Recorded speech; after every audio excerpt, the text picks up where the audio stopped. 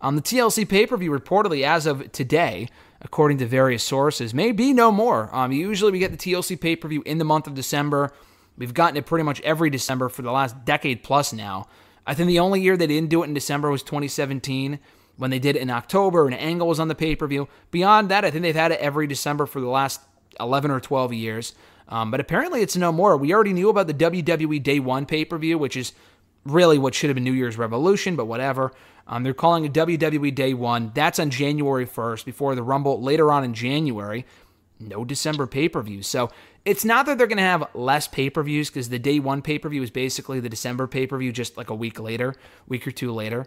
But if this is a step towards getting rid of the gimmick pay-per-views, Mr. Marceau, I think that's a huge positive, because I think the TLC pay-per-view years ago was useful. It was cool. The concept has not been cool or innovative or exciting in many, many years. So if this is what it takes to starting to get rid of pay-per-views like that in Extreme Rules, I think this is a major positive, although I'm not super high on the WWE Day 1 name.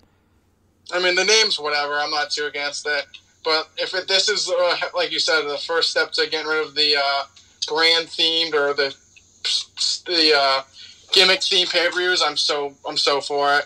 Just like my favorite saying, how can I miss you if you never go away? How's a TLC match special when you get it every year? Mm-hmm. And it's not even like we just get it, like, we get it multiple times throughout the year, and then we also get it on that guaranteed show. It's not special when you get it all the time. So I'm hopeful that they get away from these concepts, kind of do other stuff. But I think the whole brand pay-per-view, I understand why they did it.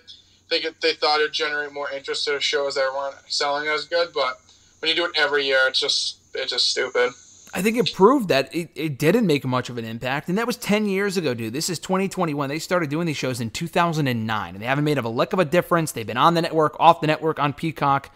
I don't think people are going to buy in swarms to watch a Extreme Rules or a Hell in a Cell or a TLC pay-per-view when they're really largely uneventful compared to the Big Four or the Big Three or Money in the Bank or whatever. So, I don't know. I really hope they do indeed get rid of it, because I feel like it's been a pointless pay-per-view for a very long time now.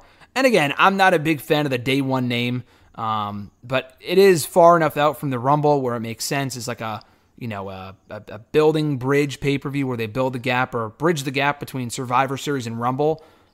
In reality, you don't really need a pay-per-view in between the two of them. It's a 2-month difference. But beyond that, though, I think it's a much needed upgrade over the once TLC pay-per-view.